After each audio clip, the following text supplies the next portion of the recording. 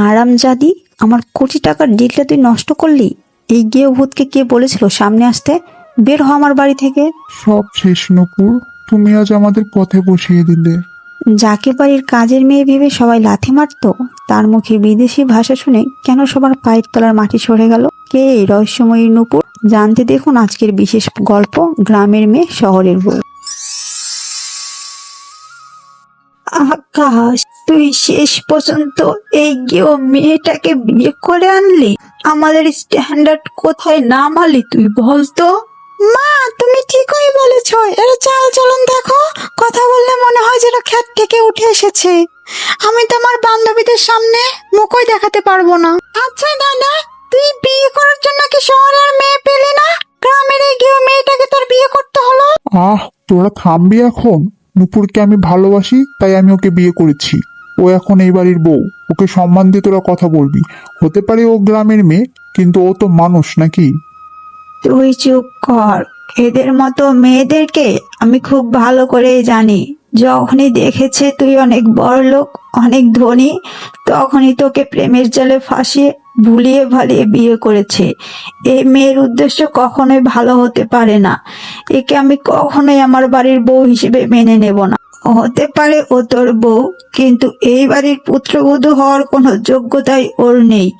আমি কত আশা করেছিলাম তোকে আমার বন্ধুর মেয়ের সঙ্গে বিয়ে দেব, কিন্তু তুই আমার সব স্বপ্ন ভেঙে দিলি। মা, আমি আমি আপনার সব কথা শুনবো। আপনি শুধু আমাকে একটু সুযোগ দিন। আমি আপনাকে কষ্ট দিতে চাই না মা। তুই চুপ কর।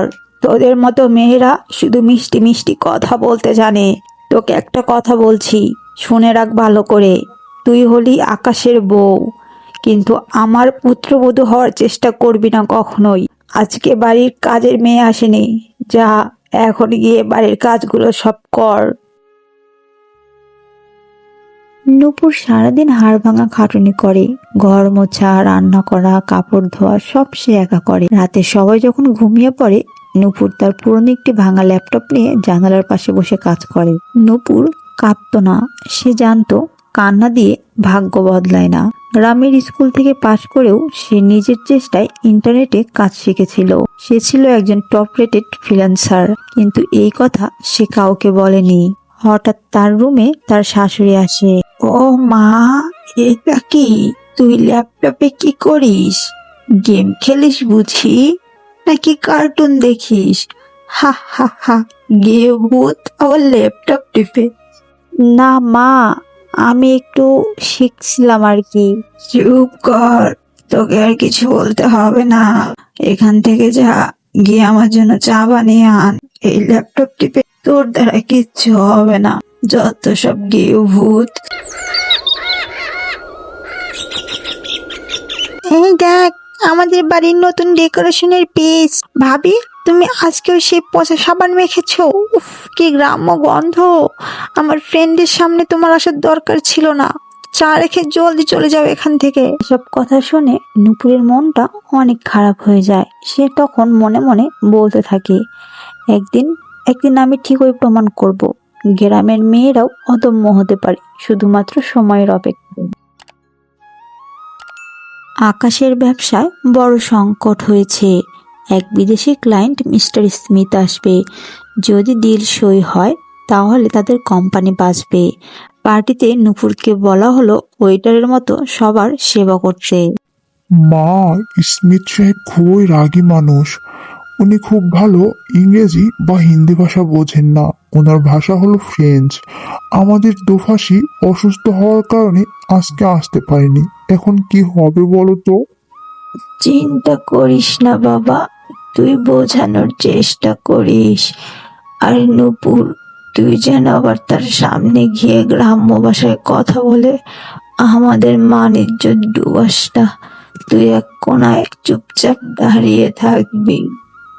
আকাশ মিস্টার স্মিথকে খুশি করার আপ্রাণ চেষ্টা করছেন, কিন্তু ভাষার সমস্যার কারণে মিস্টার স্মিথ বিরক্ত হয়ে পড়েছেন। স্মিথ সাহেব বিরক্ত হচ্ছেন। আকাশ বারবার চেষ্টা করছে, কিন্তু স্মিথ সাহেব মাথা নাড়ছেন। তিনি কিছুই বুঝতে পারছেন না। Look, I have no time for this. If you cannot explain the technical part of the software in my language, I am leaving. আমার হাতে সময় নেই। যদি তোমরা তোমাদের সফটওয়্যারের কারিগরি দিকগুলো আমার ভাষায় বোঝাতে না পারো তবে আমি চললাম। Please sir, just 5 minutes, I am trying to call someone. নূপুরের শাশুড়ি নূপুরকে ফিসফিস করে বলে, এই অলক্ষণে মেয়ে, তুই এখানে দাঁড়িয়ে কি করছিস? দেখছিস না স্মিথ সাহেবের গ্লাসে জল শেষ? যা গিয়ে দিহায়, আর হ্যাঁ, আবার যেন মুখ খুলিস না। নূপুর জল নিয়ে যাওয়ার সময় ঝুমু ইচ্ছে করে পা বাড়িয়ে দেয় এবং নূপুর হোঁচট খেয়ে পড়ে যায় এবং জল মিস্টার স্মিথের জুতোয় গিয়ে পড়লো। ও মাই গড, ভাবি তুমি তো একেবারে কাজের অযোগ্য। সরি স্যার, আসলে ও গ্রাম থেকে এসেছে তো, তাই একটু আনস্মার্ট। বের হয়ে যা নূপুর, এখনই আমাদের চোখের সামনে থেকে দূর হ। তুই আমাদের মান সম্মান ইজ্জত সবকিছু একেবারে ডুবিয়ে দিলি।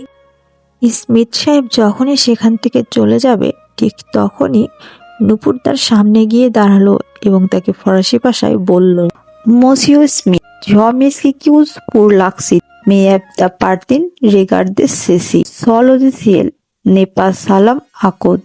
C'est une révolution.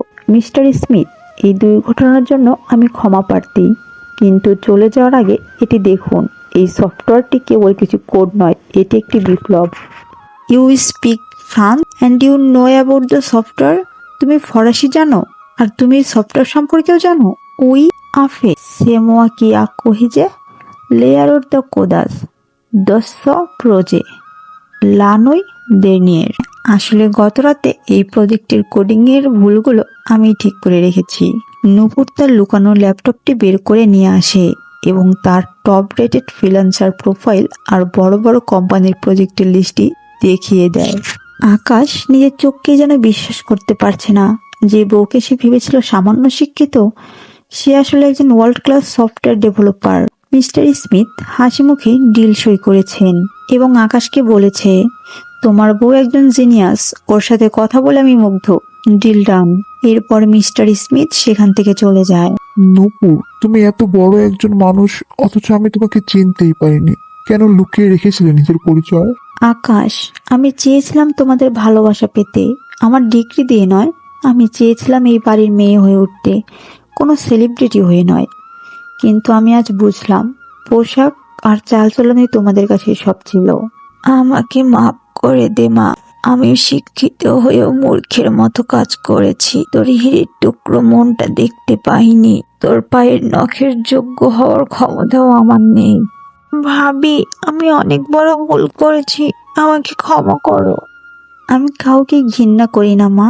ঝুমু, আমি শুধু চেয়েছিলাম প্রমাণ করতে যে শিক্ষা আর মেধা থাকলে গ্রামের মেয়েও বিশ্ব জয় করতে পারে। এরপর নূপুর তার গ্রামের বাড়িতে একটি কম্পিউটার ট্রেনিং সেন্টার খুলেছে, যেখানে সে গ্রামের মেয়েদের শেখাচ্ছে। নূপুর প্রমাণ করে দিয়েছে মেধা কোনো স্থান বা পোশাকের উপর নির্ভর করে না। আজ সে শুধু একজন সফল বউ নয়, শত শত মেয়ের অনুপ্রেরণা। আকাশ এখন গর্বের সাথে সবাইকে বলে, এটি আমার স্ত্রী নূপুর, গ্রামের মেয়ে কিন্তু আমাদের সবার গর্ব। মানুষের পোশাক দেখে তাকে বিচার করবেন না, মেধা ও সততা থাকলে যে কেউ বিশ্বজয় করতে পারে। কারো বাহ্যিক পোশাক বা অবস্থান দেখে তাকে অবজ্ঞা করা ঠিক না। প্রকৃত মেধা দেয়ালের আড়ালেও লুকিয়ে থাকে, সময় এলে ঠিকই তা জ্বলে ওঠে। হ্যালো বন্ধুরা, আপনি যদি আমাদের পরবর্তী কার্টুনে আপনার নাম দেখতে চান তাহলে এক্ষুনি আপনার নামটি কমেন্টে লিখুন। আর আপনি যদি আমাদের চ্যানেলে নতুন হয়ে থাকেন তাহলে চ্যানেলটি সাবস্ক্রাইব করে পাশে থাকুন। আর আমাদের এই গল্পটি যদি আপনাদের কাছে ভালো লেগে থাকে তাহলে অবশ্যই ভিডিওটি একটি লাইক দিয়ে পাশে থাকুন।